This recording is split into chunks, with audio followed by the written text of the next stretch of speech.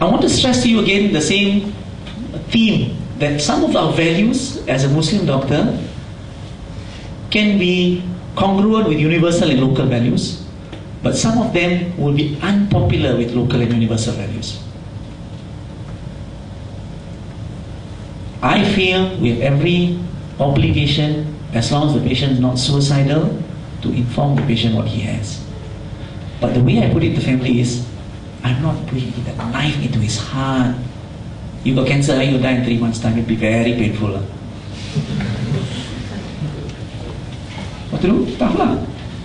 That's not the way. So, over the years I've learned, the way I convey it is, I look them square in the eye, the family, and say, if you trust me, then I have to convey the diagnosis, but we never give diagnosis with a knife in the heart, and we always give it with a plan of some form of treatment. I never deceive. Treatment doesn't mean cure. It can be relief, it can be comfort. Okay? So, this is what I believe. You all know this. This is where Islam and universal go together, right? Knowledge is not power. Although it feels powerful to be clever, knowledge is a burden of responsibility. You know how to diagnose an appendix, Asra. You miss an appendix, your top surgeon in the state. What do you think it is? Yeah, mistrust of amanah. Simple as that. Yeah? So, it's the Spider-Man story lah. What's the Spider-Man story? With power comes responsibility. Yeah, so sometimes cartoons are not so bad. So that's why I remember Universal. I should have put that in comic. What cartoon is this? What Universal comics come up with these superheroes? Marvel comics, that's right. So next one I'll put that underneath Marvel. Marvel values. Okay. Not bad, your general knowledge. The other thing you have to also accept is that no matter how clever we are with knowledge, it's always limited by human know-how. Yesterday I was talking to somebody in Kampong because someone's not well, and they believe that it's spiritual, and I'm trying to convince them that this is actually psychosis, for example. Yeah. But it's very difficult when the outlook is there. Then I remember, قَالُوا سُبْحَانَكَ لَا عِلْمَ لَنَا إِلَّا مَا عَلَّمْتَنَا إِنَّكَ أَنْتَ الْعَلِيمُ الْحَكِيمُ. Say, there is no knowledge except that which Allah has given us. Okay, we start by praising Allah. So, our knowledge, zero, except that God redha kat kita. So that's why it makes me more yakin that I can use it. It's not about right or wrong anymore.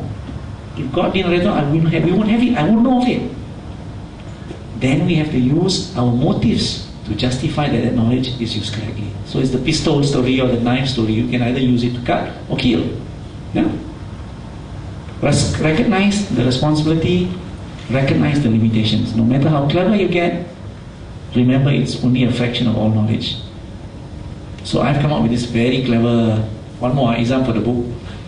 I've got these little books of quotes I want to write. One day I'll write it. So this is another good one. When someone asks me, but what will happen, doctor? This stroke, will he get better? Or this ventilated patient now, will he walk again? I say, okay, in 100 people, what we know is, over 5 years, so many do this, so many do this. And they keep pushing me, and I say, oh, the book of quotes now. It's like you're pregnant with a baby. I can tell you, roughly, in 100 pregnant ladies, 95 will deliver from 38 to 42 weeks. Yeah?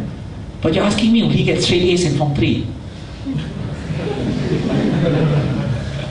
They laugh exactly like you. Then they suddenly realize what they're trying to get me to answer. So no matter how clever or hotshot they think the neurologist is, he's a dum-dum. He's got limitations. Okay, and then after that they don't ask me those questions anymore. Now, we've got to be the bearer of bad tidings as well. Now, when you read the Quran, many a time Rasulullah and the prophets are told that you have to be a bearer of bad tidings. We talk about naraka and pain and suffering. Yeah? So in medicine, we don't always carry good news. And my concept is, you have to teach people to embrace death and pain and suffering. Yeah? So a Muslim doctor's values to me, with this concept of embracing death, pain and suffering, and I told you one of the reasons why. And it's in fact a test. Am hasibtum an tadkhulul jannata wa lamma, sampai habis in surah Al-Imran. Do you think that you will not be tested? of your faith, for those of you who fight the way of God. So, sama Rasulullah, sahabat fight the way of God pun kena test. Siapa kita manusia hina tak mau dapat test, tak mau sakit gigi, tak mau cancer. Yeah? We have no right to say that life is unfair to us. And very difficult. The more knowledge we get, me, I'm great, terkejut dengan pandai saya. I can solve it, I will break it, I'll crack it because I'm clever. But in fact we lack these things. This compassion, humility and attractiveness to make people see that those of us who are wearing a jersey because our name is Muslim and therefore we represent our religion should be attracting, not pushing people away. Next slide please. There are some stereotypes that we have to live with today in 2008. That's a good way of reminding me. He electrified my toe. No? Okay. So this stereotype is that we are narrow-minded, we are radical, we are fundamentalist, we go for violence, we kill. You know the doctors in Glasgow who were caught in respect to the bombing of the airport? I was in Glasgow and we were embraced when I was there. This time I go there, guess what? Muslim doctor, oops, watch the airport. Yeah? The last conference I went, my friends went through and I was held up, you know. And it's no fun being held up alone. They had to go through my passport. I was held up for X minutes when about 10 people had cleared. They had to make a phone call, and then I went through. And then I wanted to go back and get a magazine, and my friends looked at me. Haniffah, nak balik Malaysia ke tak nak? So never mind, I passed the magazine lah. So we are stereotyped. We have to live with it. It's created by some, but we know we have to rectify this. There are controversies, but we cannot handle these controversies unless we are equipped with knowledge. And we have to have this knowledge to convey in a way of hikmah and attractiveness. Doctors don't work extra time. Doctors bung off because they want prayers. Doctors won't touch this and won't do that. Muslim doctors, I'm talking about Muslim doctors, yeah? So we embroil ourselves in controversies that do discredit to our jersey. And we've got to work towards disproving that.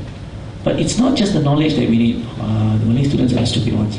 Malay Muslim, yeah, that's the stereotype locally. Is that right? We should be the ones with $1 million, remember? Yeah, okay? And because of that, we've got to remind ourselves that unwittingly, by virtue of our name, we're already wearing a jersey that they recognize from far away. Hate Man U. Muslim lah, okay? But Man U different, huh? Okay, devil. Okay, next slide please. Second last slide. An-Nisa. We all say this. Inna salati wa nusuki wa mahyaya wa mamati lillahi rabbil alamin. From the Quran, we all say this 5 times a day. Verily my salat, my sacrifice, my living and my dying are for Allah, Lord of the Alameen. Why are we so dumb when we profess this? Because as Asra said, our prayers are not coming from our heart. Some junior glossus movement, and that's it. No cerebral activity even. Okay, next slide please. So this is what I was given. I was supposed to talk about why it affects us in suits, but I thought I don't even have to talk about it. I don't even have to talk about why we're being sued. Yeah? I'm supposed to engage you. We're supposed to be aware that we are failing despite wearing our jersey and conveying the wrong message. This generation of 2008, yeah? And I'm living in it, so it's all of us, yeah? Next slide, please. So, references if you want. We have to equip ourselves with knowledge. We have to. We have no choice. And if you're in medicine, please do not belong to the stupid group of doctors. Because then they will say, Haniffah, oh Muslim, doctor bodoh lah. Tak payah tengok lah. No joke. The number of times patients opened my door when I first started in Penang. Honna, Malay lah, Malay Muslim lah. Honna, I want to see another doctor. Stereotype. I don't blame them. I blame us. Before we blame others, blame us. How many of us represent what we should be representing in terms of